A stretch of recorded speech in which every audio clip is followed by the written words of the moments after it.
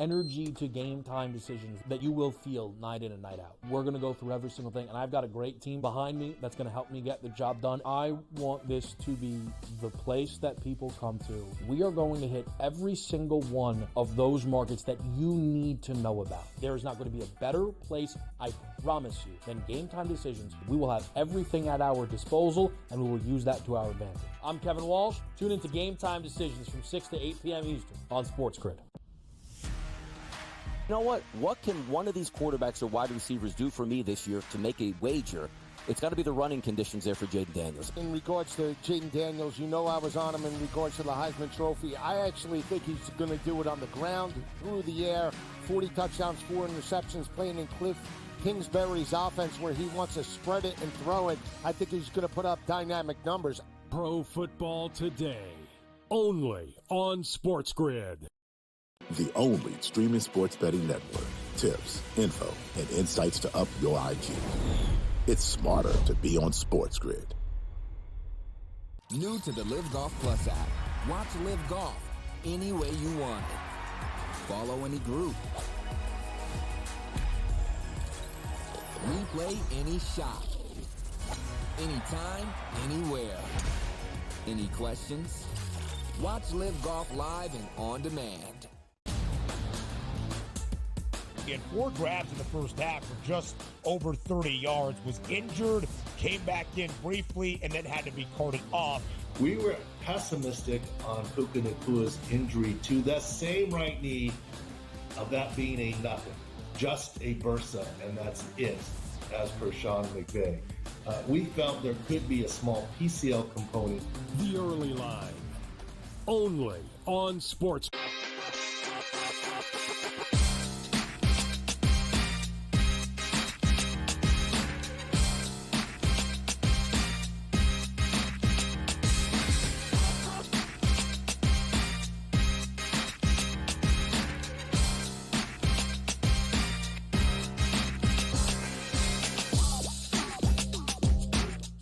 Game Time Decisions is live on SportsGrid as our coverage of Thursday Night Football kicks off Week 3 with you here, Jets, Patriots. The NFL rolls on. I'm Kevin Walsh with you for the next hour. We roll it here on Game Time Decisions. Donnie Rightside stops by at 6:30. We got his breakdowns for tonight's game. If you're lucky, we'll ask him about the baseball board. You know he always has eyes and whatever is happening in Major League Baseball. Pre-game show is at 7. Casey Hudson leads it, and he'll take us right into kickoff for an AFC East battle with the Pro Football Today crew. Myself, Donnie, and Joe Lisi will be live for all 4 quarters for a pretty important game, as we're going to get a 2-1 team tonight in the AFC East, and every expectation is it will be the New York Jets. That's where we begin our show, of course, tonight. A 6.5 point favorite. Always shop around, get the best of the number,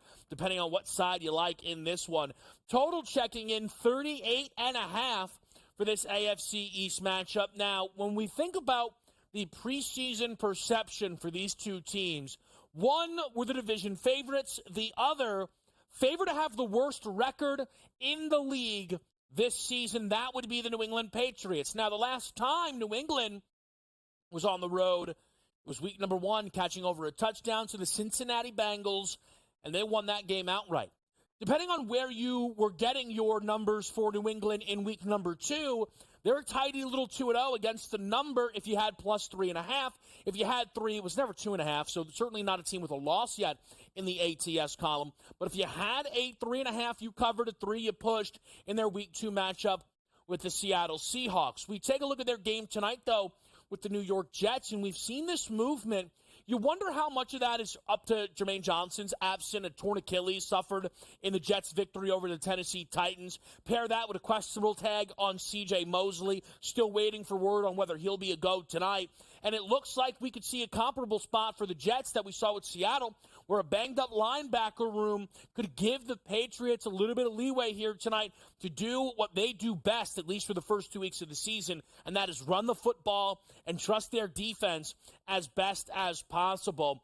I'm going to be on the Jets in this game, though. I laid the 6. We'll talk about that a little bit more in just a moment. But let's look at some big picture options here. And we'll start with the New York Jets, who are a plus 220 number now to win the AFC East. If you think about the New York Jets, they were preseason favorites. Now, the tricky spot for the Jets, you lose week number 1, business handled. Obviously we saw business handled by the San Francisco 49ers. But the Jets didn't win in week number 2, and all of a sudden it's the Buffalo Bills who crash up and become your favorites here at more of a price than I would have expected. Look, while the Jets are 1-1, certainly not a sky is falling record. Confident favorites here in their week 2 game with New England. You compare it to Buffalo, albeit 2-0, but the Bills are not some monstrous, unlosable number. They're shorter favorites in their game against the Jacksonville Jaguars than the Jets are. So I'm a little surprised to see that minus 130 Buffalo number, but perhaps some of that is just due to a crashing number on the Miami Dolphins due to the fact that Tua Tagovailoa has been added to the IR. For those that were not here with us during any of the pre-show or preseason kind of picks in action, but I'm on the Miami Dolphins to win the AFC. Obviously, the Tua injury changes a lot of things, and it's changed where really all of the AFC East kind of has an outlook now, because you could either get an easy win or steal a game in a spot where it was expected to be a lot more challenging. The Jets were not sure if they were going to miss the Tua Tagovailoa absence starts. Time will tell on how long Tua is out for. New England likely will. And this is all adding to why we're seeing the Patriots have a huge shift in the market on worst record. A new number now checking in at 15-1, but still a huge favorite, minus 600 to miss the postseason here, are the New England Patriots. When we think about where this team stacks up against the bottom of the barrel, and we're talking New York Giants, Carolina Panthers, Denver Broncos, those teams, for New England, just getting that week 1 victory, the upset over Cincinnati, taking advantage of the Bengals' week 1 woes, as well as the absence of T. Higgins and Jamar Chase not practicing, could very well be enough for New England to make inroads here and stay outside of picking first, second overall, though that's not great. Because for the Patriots, you want to get the best pick possible, and there's no expectations here that New England will do anything other than still draft inside that top 10. And it's reflected within the AFC East odds, despite all of that uncertainty for Miami. Despite the Patriots having the same record as the Dolphins or the Jets, they're a 16-1 price to win the AFC East. We've shown you those AFC East odds there. Minus 130 on the Buffalo Bills, a plus 220 number on the New York Jets. The Dolphins are at plus 550. Pats check in 16-1. It'll be very interesting to see what the Dolphins do this week in Seattle. That's been a dropping spread. 6.5's all gone. Last look, a 4.5-point number in the Pacific Northwest this week for a traveling Miami Dolphins team. Let's put these quarterbacks side by side here. It's Jacoby Brissett and Aaron Rodgers, obviously way different in terms of expectations and pedigree. Rodgers tonight, 215.5 for a passing total. Over 1.5 passing touchdowns is a plus price. Rodgers did get 2 on the board in that victory that they had over the Tennessee Titans. Aaron Rodgers in his career has been a machine, going over 1.5 passing touchdowns. You still see the plus price there, more indicative of a low total, 38.5. And just what's been going on this season, not a lot of passing touchdowns out there. It's understandable to see that number check in where it is. I'm involved tonight with Aaron Rodgers on the ground, 12-1, anytime rushing touchdown. I think Rodgers here has been waiting for this moment for a long time now. The home debut was obviously cut short last season against Buffalo. First 2 weeks there on the road. I think the environment is going to be absolutely electric tonight for the Jets' home opener here. And it also comes against the New England Patriots. You really can't overstate how important this is for Jets fans. I believe tonight is the first time in 25 years, was it, that the Jets are favored over the New England Patriots. For the Jets, one of the biggest issues during, this tough run has been New England absolutely owning the New York Jets. Rodgers has to be able to go out there tonight and make a statement, and he might force it a little bit. How you doing? See you later around the sideline. Wouldn't shock me at 12-1. It's worth a shot there. Jacoby Brissett props tonight, very low, 163.5. Despite the size of the dog there. So far, we've not seen Jacoby Brissett open it up whatsoever. Wonder what that looks like if we see more of a trailing situation here in this game. Let's put the running backs on the board quickly so people have an idea. I'm sure a lot of folks tonight will be betting both Breece Hall and Ramondre Stevenson. I'm involved with both of these guys tonight. I'm on Ramondre Stevenson over the receiving yards. I'm on Breece Hall alts. The Breece Hall stuff, it doesn't necessarily, it's not a spot where I'm dying to attack New England's defense. It's a spot that where Breece Hall can break out because he hasn't done it yet. Game script was not there against the San Francisco 49ers, and then he just didn't have a chance to break loose against Tennessee, who is offering up a very good defense through their opening 2 weeks of football here. Breece Hall, 120-plus rushing yards at 10-1 is something that I'm involved with here. Took a little bit of his longest rush. He has the highest anytime touchdown number tonight. We'll see where he stacks up with the field in just a moment. Pass catching props tonight. Garrett Wilson, the star, I am sure. Likely people will look Hunter Henry's direction for New England. But what about Mike Williams? We saw his snap percentage double last week against Tennessee. Is he the number 2? Is Alan Lazard the number 2? I think tonight could go a long way in telling us. But also, it is a short week. If Mike Williams on a short week doesn't play a ton, it wouldn't be the most surprising thing in the world. I think Mike Williams, week number 4, is very likely going to be someone on my card. Let's put up your anytime touchdown scores. Then we're going to go through my full list tonight here on a Thursday night game between the Jets and the Patriots. Breece minus 175. And then everybody else checking in at a plus price. As I mentioned, my guy tonight, Aaron Rodgers, 12-1 to find the end zone. Doesn't even make the top 10 of that list. We'll go through it all. We're with you here. It's SportsGrid on a Thursday night. Kevin Walsh, we'll be right back.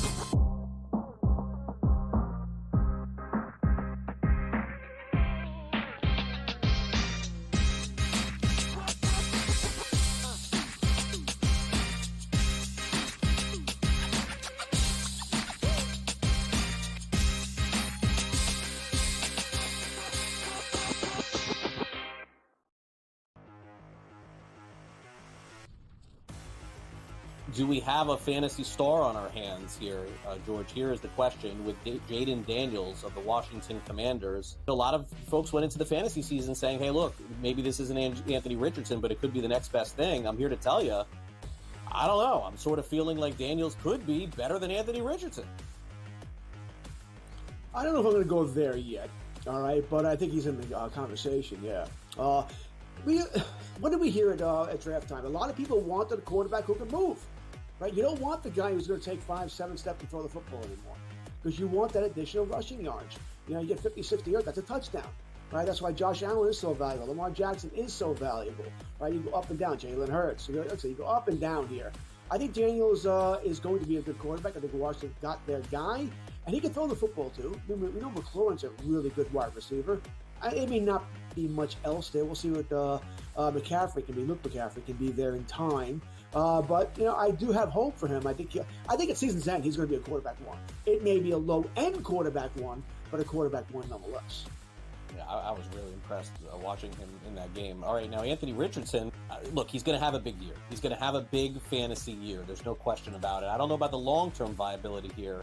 And look, give him credit. He hung in there with the Houston Texans. My fear for him, George, is that when you go back and you watch film, if you protect the deep ball against Richardson, he can hurt you with his legs. And that may be where all of his fantasy value is coming from. I cannot see him throwing 2 70-yard bombs like he did again.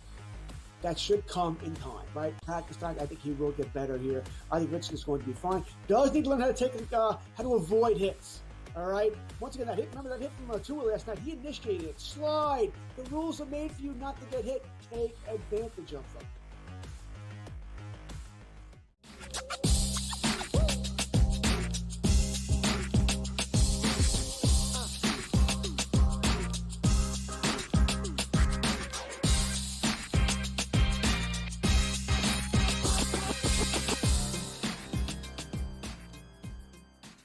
All right, we're live right here on SportsGrid. Let's get in the mix, folks. What do you say on this Thursday night? Kevin Walsh with you.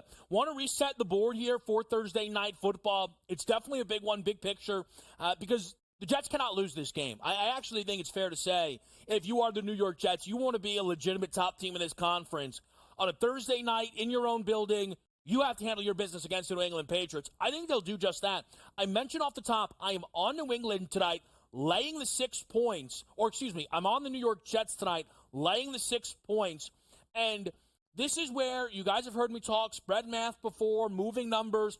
I think we're finally seeing the market put respect on the name of the New England Patriots, which is fair and warranted. Again, winning outright in Cincinnati and then being able to get the job done against the Seattle Seahawks from a cover perspective is absolutely fine and dandy.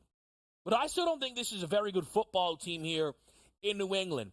We saw Geno Smith light them up through the air, 327 passing yards in that game.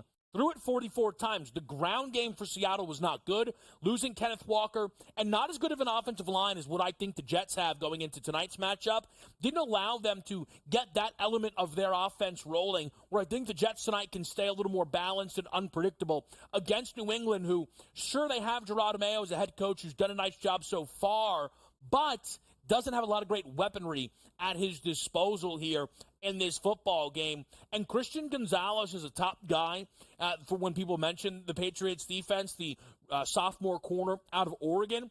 Well, through 2 weeks of football, we've seen Metcalf and Jamar Chase still be the team's lead option. So I think there will be chances here for Garrett Wilson. Let's compare what we saw for New England in week number 1. They go to Cincinnati. They catch 7.5 points. Now we get here to week 3, and this is a flat 6 in plenty of spaces here with the New York Jets. Preseason, the Jets, I would believe, were power rated by books stronger than the Cincinnati Bengals.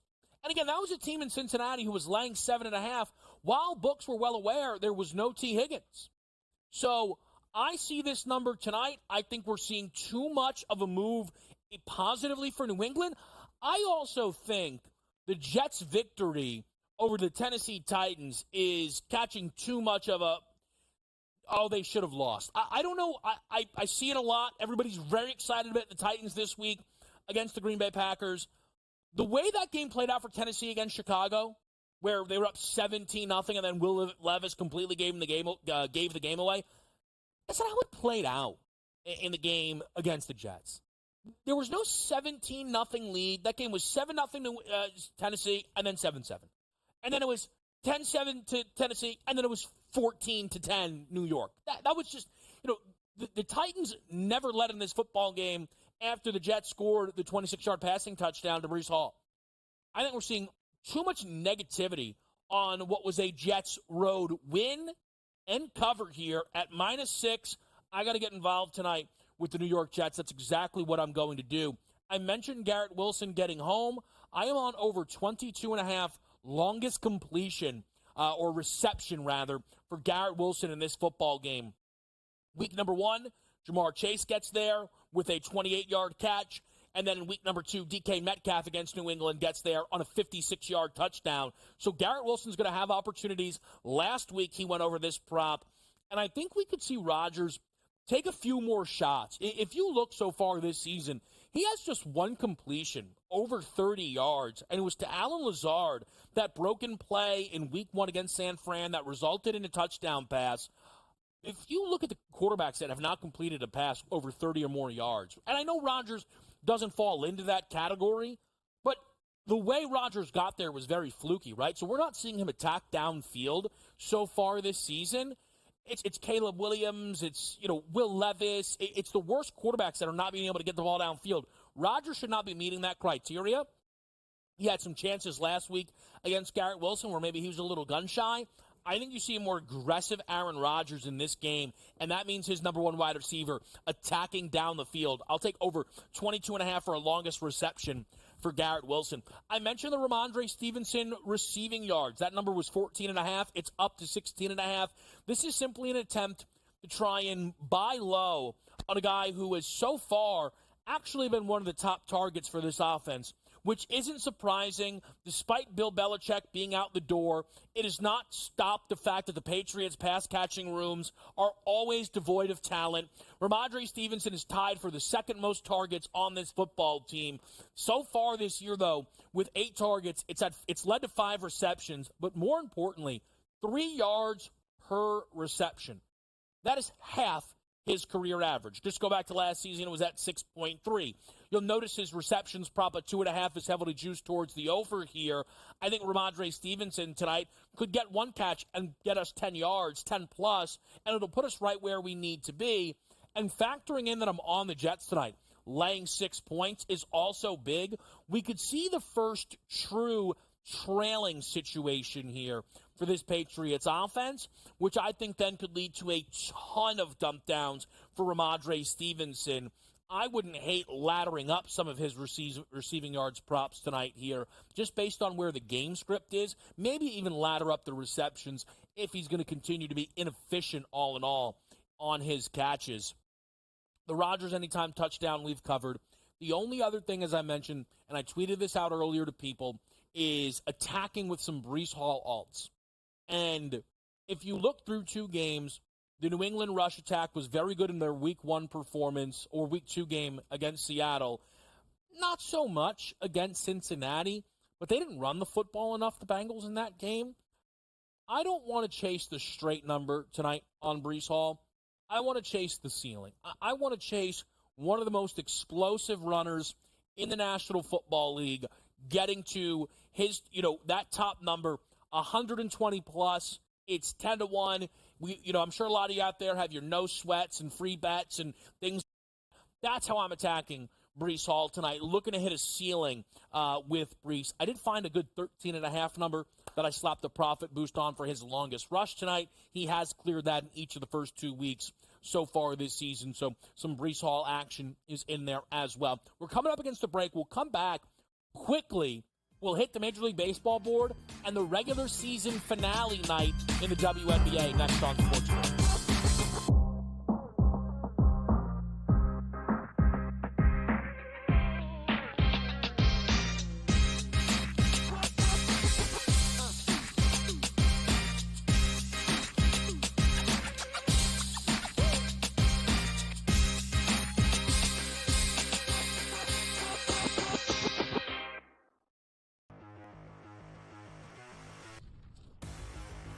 Do we have a fantasy star on our hands here, George? Here is the question with Jaden Daniels of the Washington Commanders. A lot of folks went into the fantasy season saying, hey, look, maybe this isn't Anthony Richardson, but it could be the next best thing. I'm here to tell you, I don't know. I'm sort of feeling like Daniels could be better than Anthony Richardson. I don't know if I'm going to go there yet, all right, but I think he's in the conversation, yeah. What did we hear at draft time? A lot of people wanted a quarterback who could move. Right? You don't want the guy who's going to take 5-7 steps and throw the football anymore, because you want that additional rushing yards. You get 50, 60 yards, that's a touchdown. Right? That's why Josh Allen is so valuable. Lamar Jackson is so valuable. Right? You go up and down. Jalen Hurts. You go up and down here. I think Daniels is going to be a good quarterback. I think Washington got their guy, and he can throw the football too. We know McLaurin's a really good wide receiver. It may not be much else there. We'll see what McCaffrey can be. Luke McCaffrey can be there in time. But I do have hope for him. I think at season's end he's going to be a quarterback one. It may be a low-end quarterback one, but a quarterback one nonetheless. Yeah, I was really impressed watching him in that game. All right, now Anthony Richardson, look, he's going to have a big year. He's going to have a big fantasy year. There's no question about it. I don't know about the long-term viability here. And look, give him credit. He hung in there with the Houston Texans. My fear for him, George, is that when you go back and you watch film, if you protect the deep ball against Richardson, he can hurt you with his legs. And that may be where all of his fantasy value is coming from. I cannot see him throwing 2 70-yard bombs like he did again. That should come in time, right? Practice time. I think he will get better here. I think Richardson is going to be fine. Does need to learn how to avoid hits.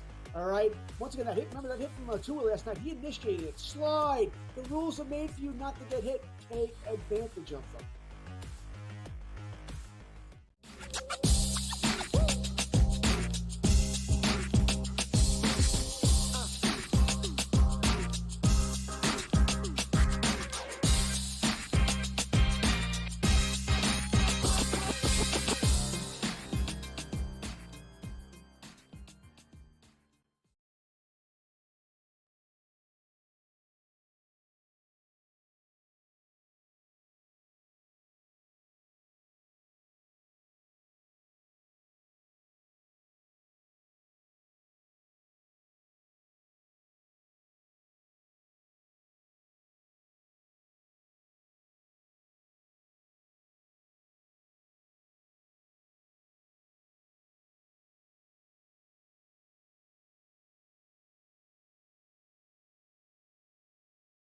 doubles up with the rest of the wild card. Atlanta grabbed the win today. They need help.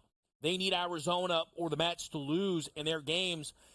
It's not the greatest spots, right? I mean, the Mets are home, playing for a lot more. The Diamondbacks, while albeit on the road, the Brewers are playing for absolutely nothing.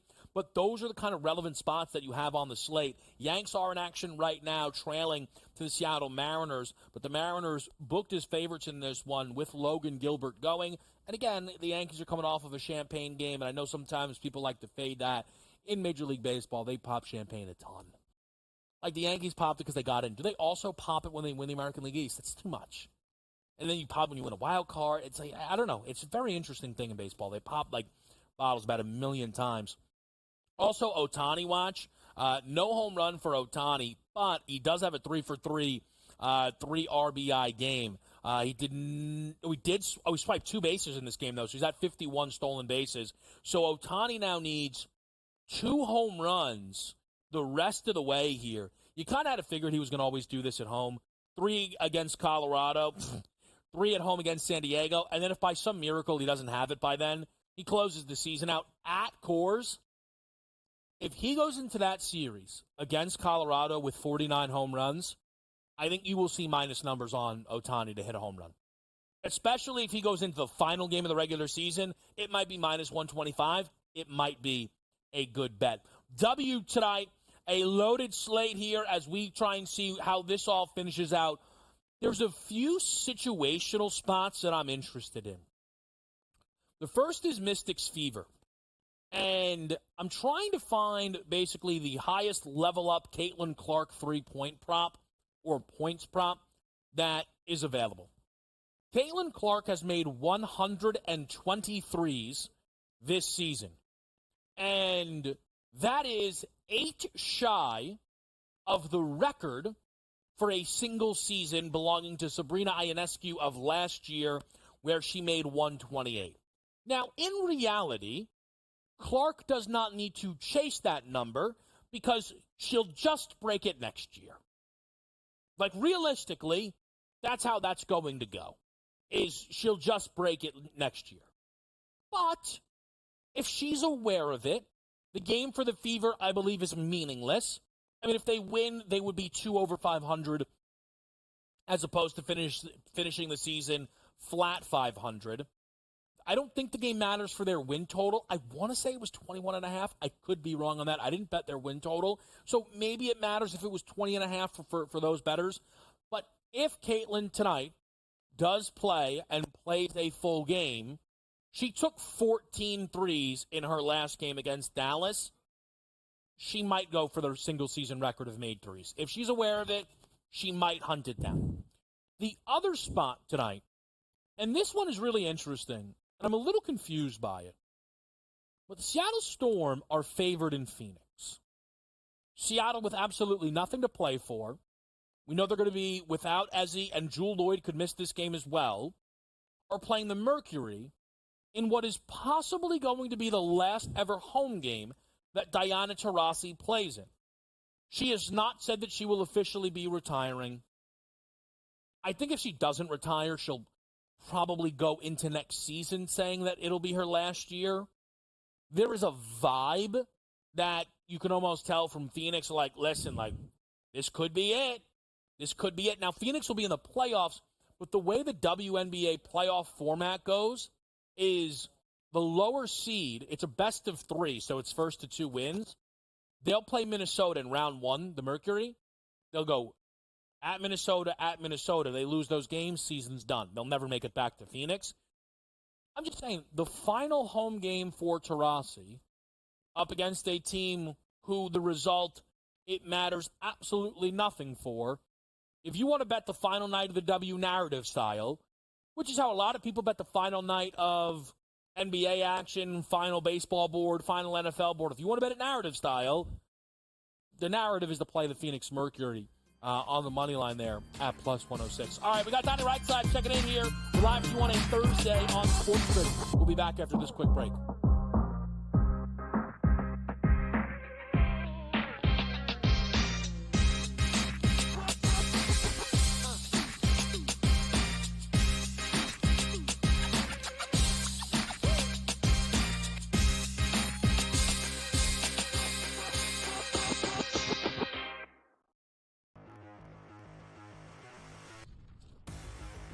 do we have a fantasy star on our hands here, George? Here is the question with Jaden Daniels of the Washington Commanders. A lot of folks went into the fantasy season saying, hey, look, maybe this isn't Anthony Richardson, but it could be the next best thing. I'm here to tell you, I don't know. I'm sort of feeling like Daniels could be better than Anthony Richardson. I don't know if I'm going to go there yet, all right, but I think he's in the conversation, yeah. What did we hear at draft time? A lot of people wanted a quarterback who can move, right? You don't want the guy who's going to take 5-7 steps and throw the football anymore because you want that additional rushing yards. You know, you get 50, 60 yards, that's a touchdown, right? That's why Josh Allen is so valuable. Lamar Jackson is so valuable, right? You go up and down. Jalen Hurts. You go up and down here. I think Daniels is going to be a good quarterback. I think Washington got their guy, and he can throw the football too. We know McLaurin's a really good wide receiver. It may not be much else there. We'll see what McCaffrey can be. Luke McCaffrey can be there in time. But, you know, I do have hope for him. I think at season's end, he's going to be a quarterback one. It may be a low-end quarterback one, but a quarterback one nonetheless. Yeah, I was really impressed watching him in that game. All right, now Anthony Richardson, look, he's going to have a big year. He's going to have a big fantasy year. There's no question about it. I don't know about the long-term viability here. And look, give him credit. He hung in there with the Houston Texans. My fear for him, George, is that when you go back and you watch film, if you protect the deep ball against Richardson, he can hurt you with his legs. And that may be where all of his fantasy value is coming from. I cannot see him throwing 2 70-yard bombs like he did again. That should come in time, right? Practice time. I think he will get better here. I think Richardson's going to be fine. Does need to learn how to avoid hits. All right. Once again, that hit. Remember that hit from Tua last night? He initiated it. Slide. The rules are made for you not to get hit. Take advantage of them.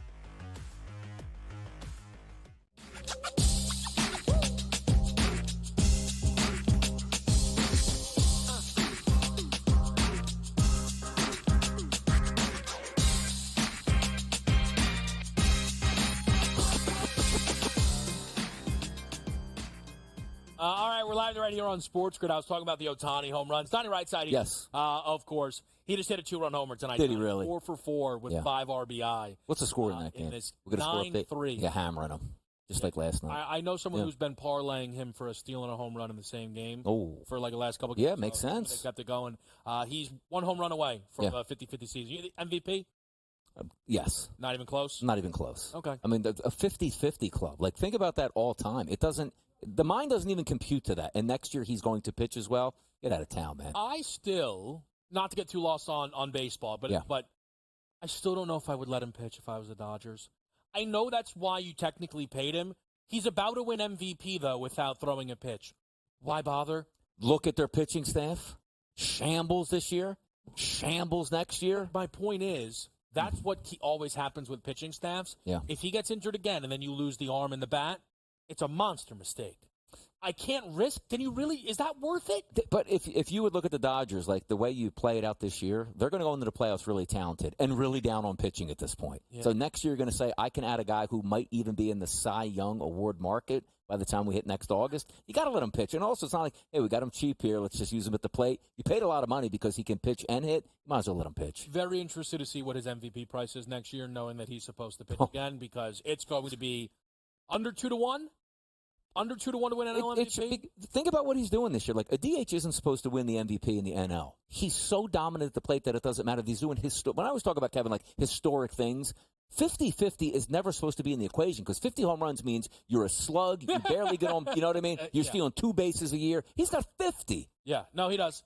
He's having a heck of a season. I still, every time he has like a big RBI game, I'm like, can I get that RBI lead bet I took? Yeah. Nah, Aaron Judge with 136 way out in front. Last thing on the baseball, anything that's not played yet that you'll bet? Yeah, you know what's funny? They tip ball. It's 7:15 apiece. It's Philadelphia and it's New York and also Pittsburgh and St. Louis. Usually you take a look at the playoff atmosphere, which is going to be happening today up in Queens. Walker and Severino, much better pitcher on the side for the New York Mets for me. Total in that game sits at 8. Here's why I like the over in this one. If we're checking it out, last 60 days, minimum 20 innings pitched over those past 60 days for these two pitchers. Look at Taijuan Walker, 0-3 record here, 25 2/3 innings pitched, a 5.41 xFIP number, which the danger zone is like 4.5. He's way above that. The Mets are hot at the plate, they'll hit. Now, I do understand that you're getting a little bit better pitcher on the opposite side with Severino. It's a good Phillies lineup. They've hit right-handed pitching very well. That game goes over the total. And another one, which little bit more comfortable. Two teams not going anywhere. It's Pittsburgh and it's St. Louis. Ortiz and Fetty. Ortiz has one of the highest xFIP numbers over the past 60 days, and then you take a look at St. Louis with Fetty. He's not very good either. That line was 8 this morning. It's basically 8.5 across the board. Kevin, I still think they get the 9 runs. So usually I go unders at this time of the year. I like 2 overs in these spots at 7:15. All right, could be some juice out there on the baseball board. You mentioned Queens. Let's keep it in New York. Jets, Patriots tonight, Thursday night football. 6.5-point number right now.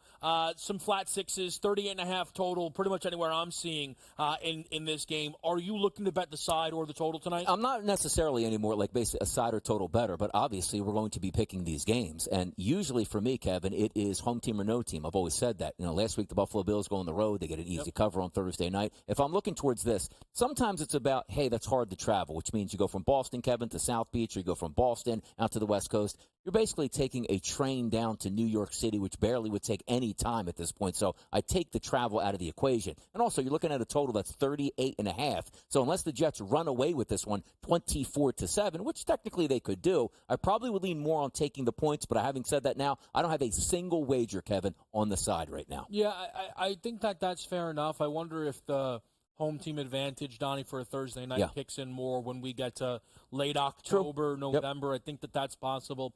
I'm on the Jets in this game, though. The thing that I might not be factoring in enough are the linebacker questions that we have in this game for the Jets, and really the defense as a whole. We know it was not good against the ground of Jordan Mason and the Niners. I do think that's a different animal, though. We know how good that run game has always been. They gave up 130 on the ground to the Tennessee Titans, but 38 of those yards on just 4 carries did belong to Will Levis. They kept the running backs under 3.5 yards per carry. I thought they showed well enough defensively as far as run defense goes. I know I trust the secondary. Now, and also, you're taking a look at, we're only talking about the injuries to, I guess, the linebacking core and some to the New York Jets and their pass rush. The offensive line for the New England Patriots is really banged up. And also, styles make fights. Yes, you can run the football theoretically on the New York Jets, but also, how long is that running game going to be viable tonight? The reason I bring that up, what happens if the Jets come out, get out to a 7-0 lead, get out to a double-digit lead in the first? Jacoby Brissett is not that guy who I talk about as one of those, I'm going to lead you to victory players on teams. He's going to be the guy that's going to manage the game plan, which also lays into, don't the Jets know coming into this game, what does New England want to do? They want to run the football. Is Robert Salah on that defense going, oh my God, I can't even believe they handed off 22 times in the first half. We didn't expect that. Of course you're going to expect that. I just look at the wide receivers are so weak for New England. The secondary, theoretically, Kevin, so strong for the Jets that all of your playmaking skills should be focused on stopping the running game and then handling the passing game. Yeah, now since we're talking Jets defense, let's bring up Hassan Reddick, who won't be playing tonight. I know Philly Twitter is wondering if he's going to be on his way back. I still think that this is one of the more bizarre situations that we probably don't cover enough. And maybe some of that is because it's unimaginable. Maybe Reddick's not a big enough star. Maybe it's because it's too early. It's not killing the Jets yet. But they traded for a top-of-the-market edge rusher, and he's actually not shown up. This is going to be the third game he's missed. Guys missing training camp and practices. We hand-wave that all the time. A third game, Donnie, is a really big deal. There has to be a resolution. Here's the issue, though.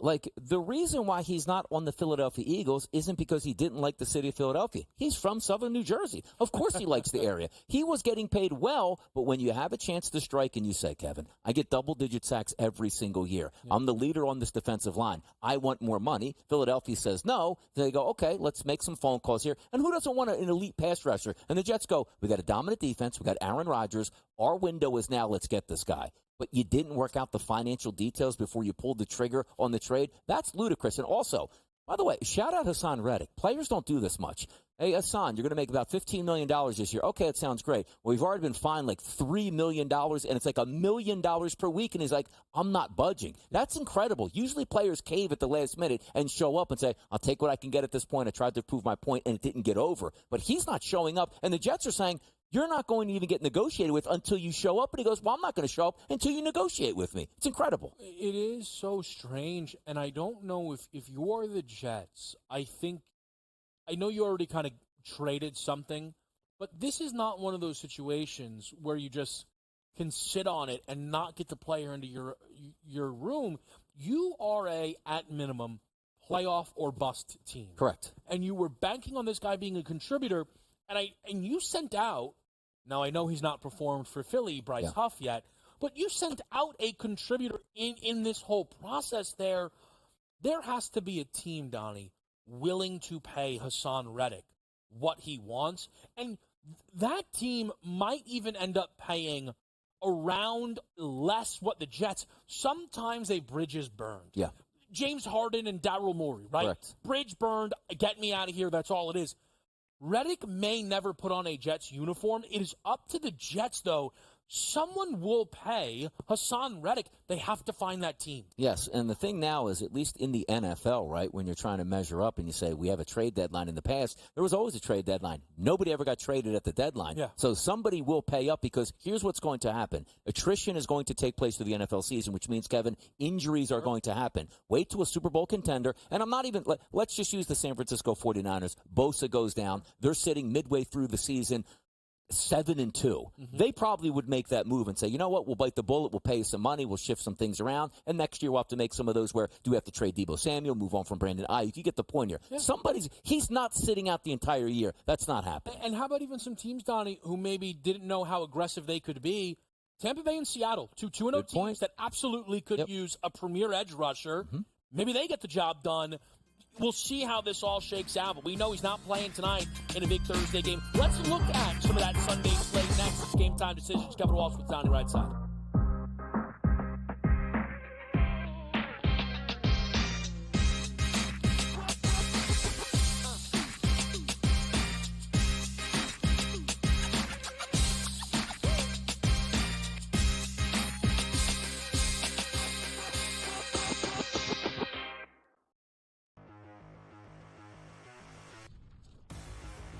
Do we have a fantasy star on our hands here, George? Here is the question with Jaden Daniels of the Washington Commanders. A lot of folks went into the fantasy season saying, hey, look, maybe this isn't Anthony Richardson, but it could be the next best thing. I'm here to tell you, I don't know. I'm sort of feeling like Daniels could be better than Anthony Richardson. I don't know if I'm going to go there yet, all right, but I think he's in the conversation, yeah. What did we hear at draft time? A lot of people wanted a quarterback who can move. Right? You don't want the guy who's going to take 5-7 steps to throw the football anymore because you want that additional rushing yards. You know, you get 50, 60 yards, that's a touchdown. Right? That's why Josh Allen is so valuable. Lamar Jackson is so valuable. Right? You go up and down. Jalen Hurts. You go up and down here. I think Daniels is going to be a good quarterback. I think Washington got their guy, and he can throw the football too. We know McLaurin's a really good wide receiver. It may not be much else there. We'll see what McCaffrey can be. Luke McCaffrey can be there in time. But, you know, I do have hope for him. I think at season's end, he's going to be a quarterback one. It may be a low-end quarterback one, but a quarterback one nonetheless. Yeah, I was really impressed watching him in that game. All right, now Anthony Richardson, look, he's going to have a big year. He's going to have a big fantasy year. There's no question about it. I don't know about the long-term viability here. And look, give him credit. He hung in there with the Houston Texans. My fear for him, George, is that when you go back and you watch film, if you protect the deep ball against Richardson, he can hurt you with his legs. And that may be where all of his fantasy value is coming from. I cannot see him throwing 2 70-yard bombs like he did again. That should come in time, right? Practice time, I think he will get better here. I think Richardson's going to be fine. Does need to learn how to avoid hits. All right. Once again, that hit. Remember that hit from Tua last night? He initiated it. Slide. The rules are made for you not to get hit. Take advantage of them.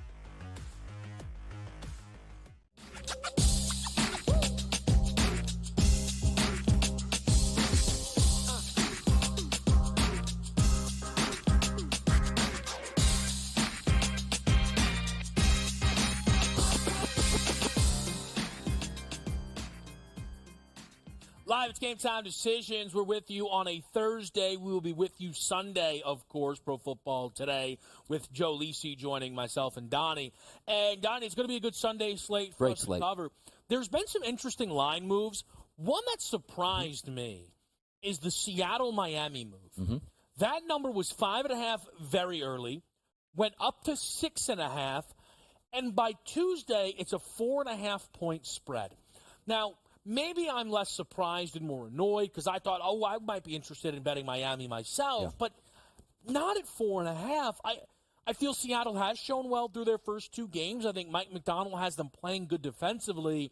What have you made of the line movement here in Miami's favor, knowing Skylar Thompson's getting the ball in this one? I think it makes sense. And the reason I'm going to say that is if you take – most people are going to watch that game against the Buffalo Bills. They got rolled. I don't care, Tua or no Tua. They were getting blown out with Tua. Skylar Thompson comes in, looks like a deer in the headlights. Oh, my goodness, he can't play. They got to go out and make a move to get Matthew Stafford at quarterback. Well, let's slow down here on the Miami Dolphins. You still have an elite wide receiving core that, granted, if you can complete slant passes, Kevin, they can go to the distance. And you say, okay, how do you protect a younger quarterback who does actually have some starts in the league, including a playoff start, and also he's going to take all the reps this week with a catered game plan that's just for him. And did I mention Devon Achane in the backfield?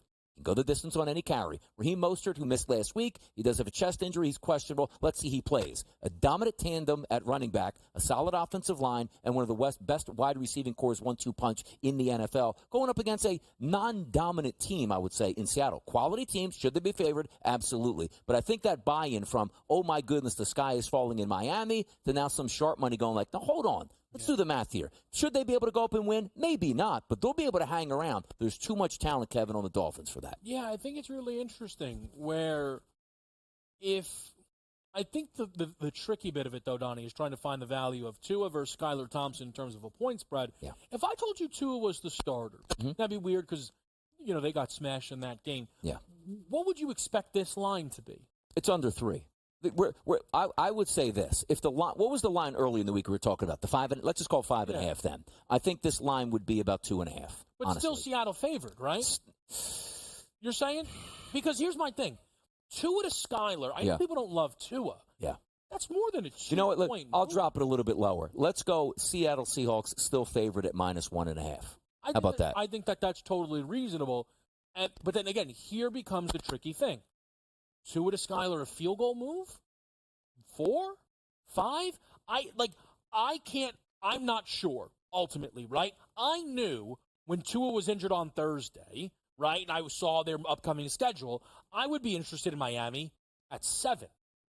We're not getting 7, obviously. I didn't think it would be this short, though. Tua playing good football. 6 points probably, right? Because it's a good point you bring up. You saw week number 1. You see the numbers for Tua, 300 yards. They probably should have lost that game. They didn't. They won. Congratulations. They came back. Yeah. Week number 2, if we complete that game, and let's just say Tua runs to the 1-yard line, they still get stuffed at that point. He doesn't get the concussion. They get beat by 3 touchdowns.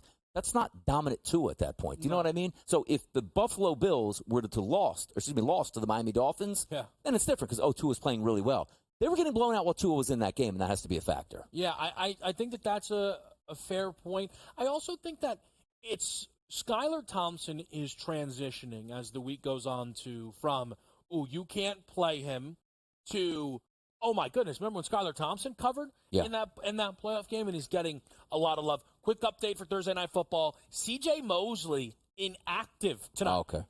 Now you've got kind of 2 starting linebackers down here. I think what you'll probably see in terms of the market, Donnie, a flat 6 becoming the primary number.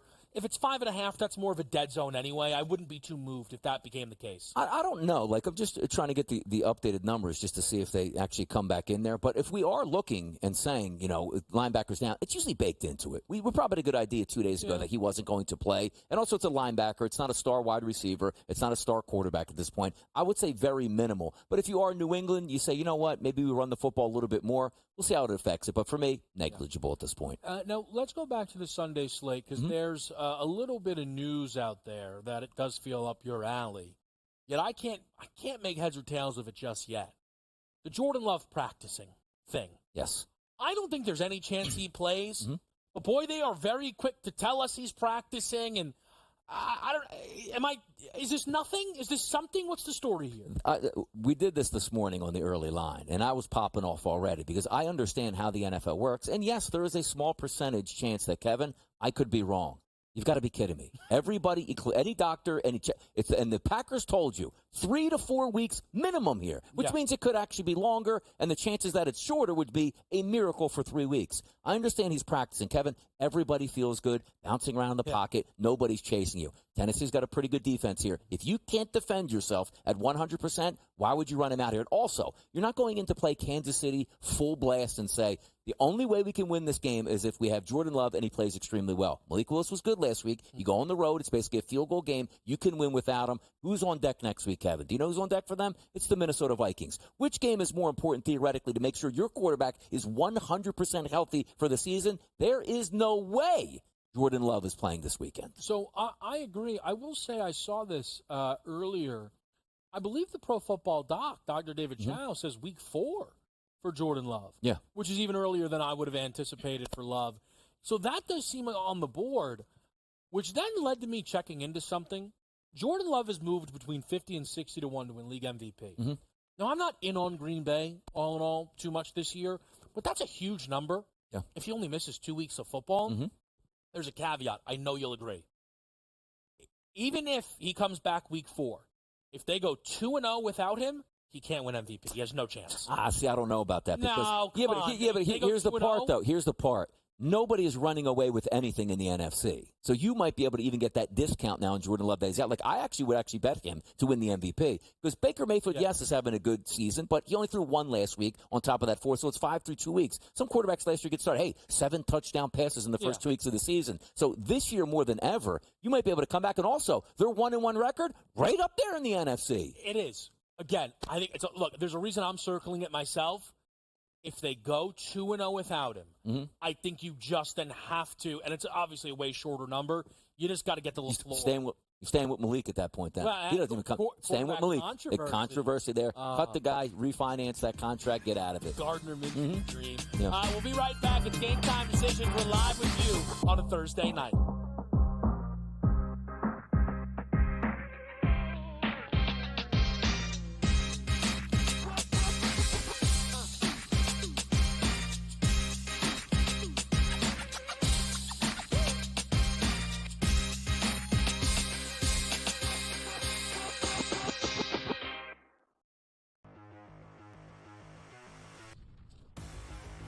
Do we have a fantasy star on our hands here, George? Here is the question with Jaden Daniels of the Washington Commanders. A lot of folks went into the fantasy season saying, hey, look, maybe this isn't Anthony Richardson, but it could be the next best thing. I'm here to tell you, I don't know. I'm sort of feeling like Daniels could be better than Anthony Richardson. I don't know if I'm going to go there yet, all right, but I think he's in the conversation, yeah. What did we hear at draft time? A lot of people wanted a quarterback who can move. Right? You don't want the guy who's going to take 5-7 steps and throw the football anymore because you want that additional rushing yards. You know, you get 50, 60 yards, that's a touchdown. Right? That's why Josh Allen is so valuable. Lamar Jackson is so valuable. Right? You go up and down. Jalen Hurts. You go up and down here. I think Daniels is going to be a good quarterback. I think Washington got their guy, and he can throw the football too. We know McLaurin's a really good wide receiver. It may not be much else there. We'll see what McCaffrey can be. Luke McCaffrey can be there in time. But, you know, I do have hope for him. I think at season's end, he's going to be a quarterback 1. It may be a low-end quarterback 1, but a quarterback 1 nonetheless.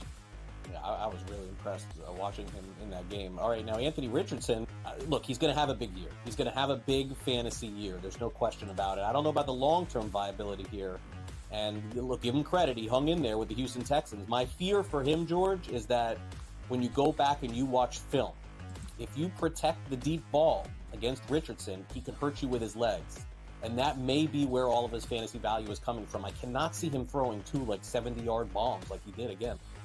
That should come in time, right? Practice time, I think he will get better here. I think Richardson's going to be fine. Does need to learn how to avoid hits. All right? Once again, remember that hit from Tua last night? He initiated it. Slide. The rules are made for you not to get hit. Take advantage of them.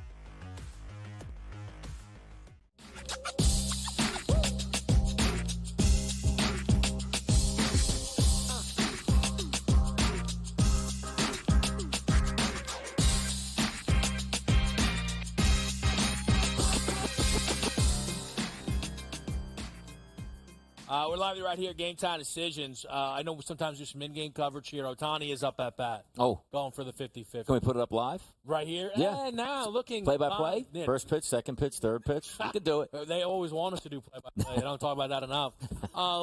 If he does hit the home run, we'll try and let you know. We just ended up talking a little MVP, Yes. which does then allow me to bring up something that we'll probably get into a little bit on Sunday. But I just want to get your take on the Mahomes number. Yeah. I think it's crazy. I think it's way wrong at plus 260. He has not been, let's go, top 5 quarterback to start the year. Like, I don't think he's been close to that. I know they're 2-0, and I know record is the leading factor. But why is he half the number of Josh Allen and C.J. Stroud? I just think the expectations for the Kansas City Chiefs, no matter what happens, is they're going to win that division, end up with 12 wins at this point. And we've seen it before where his wide receiving core isn't all that good. It's damaged goods right now. Travis Kelce doesn't even look like he's half the player was last year. And sometimes it just doesn't matter. You have Patrick Mahomes. Because you'll find out this week, they play Atlanta. Probably more of a slow-down game. They're still favored on the road. I know a lot of sharp angles there coming in on Atlanta. But these are the games that we roll and be like, why do we just doubt him? Like a 3-point game with Kansas City, why aren't you just taking them? So I do look at that and say, nobody's running away with anything just yet to get out fast. And as long as Patrick Mahomes is there, Kevin, he's going to be fine. 50-50 club. You just popped one? Yeah. Amazing. How about doing this in style? Here's your live reaction to Shohei Ohtani, who will eventually win NL MVP his first year in the National League. Give him the AL MVP, too. Yeah, you know what? Enough of the multiple MVPs. Exactly. Shohei Ohtani, needing to join the 50-50 club, needed entering this game 1 steal and 2 home runs. He instead showed up to this game, gave you 2 steals, 2 home runs, 5 for 5 at the dish with 3 runs scored and 7 RBI. Ladder every single number you could humanly find. Shohei Ohtani just made history in South Beach, Donnie, and is going to be winning another MVP, well, probably in, February this year, whenever they give that thing out? Could have did it in L.A., probably in front of 50,000. Instead, he does it in Florida in front of 5 people. So was there anybody even cheering? Did you hear the actual home run hit the seat because nobody was there to catch it? That's what I'm assuming. Did they, and maybe Mishman was on this, did they sell out, tonight? Because that's how this stuff, when guys are chasing history. No, I don't think so. I mean, did they do well? Do they even know the Marlins are even playing at this point now? I mean, it's football season in Florida. It was. Come on, man, Cam Ward. Have a conversation. Look, place is lit down there. Did Cam Ward show up to this game? That's true. Real question. NIL money, get over there, Loan Depot Park, in whatever it's called now. Uniform, showing respect exactly. to the right side. Wow, 50-50 club. It's incredible. I've always appreciated when guys do things in style. I think Jeter, maybe the 3,000th hit was a home run. A-Rod might have also done the same thing. 50-50 club, Donnie. He goes 5. I think he joined the 40-40 club with a walk-off grand slam or something like that. 5 for 5, 7 RBI, and multiple steals in this game. I mean, that's just crazy. I mean, we don't hold out in baseball. The guy should hold out for even more money on his contract next year.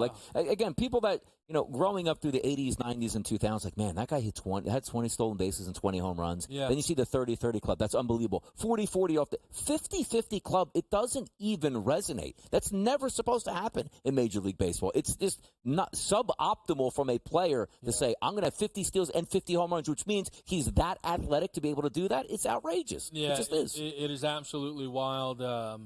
What a moment for. I mean, we'll do this one last kind of dance on the grave, though. Yeah. If you're the Angels, how do you not fold up the franchise? Now, hold on. This guy went for 50-50, the most talented player in Major League Baseball. He's going to be the MVP. Kev, wait to see the 6 pitchers we got for this guy. Do you know what the Angels got for him? Ugats. 0. The best player maybe in the history of the sport, talent-wise, you got nothing for him. Nothing. It's great. I mean, it's so bad. And then just Trout's there wasting away. Well, he's injured again. But, I mean, he liked being in L.A. so much. He just went across town.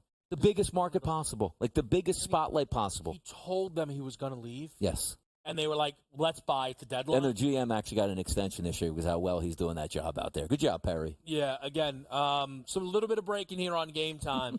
Not last time the Jets were playing on primetime, we had breaking news, which was McCaffrey wasn't going to play, and then he got shut down for at least 4 weeks. Instead, we get 50-50 club. Shohei Ohtani as the Dodgers are up with the Miami Marlins. Good for the Miami Marlins cracking into a September conversation one way or another. We will handle the live coverage tonight alongside Joe Lisi. If you're like, hey, too much baseball, don't worry. Your pregame show starts right now with Casey Hudson here on SportsGrid.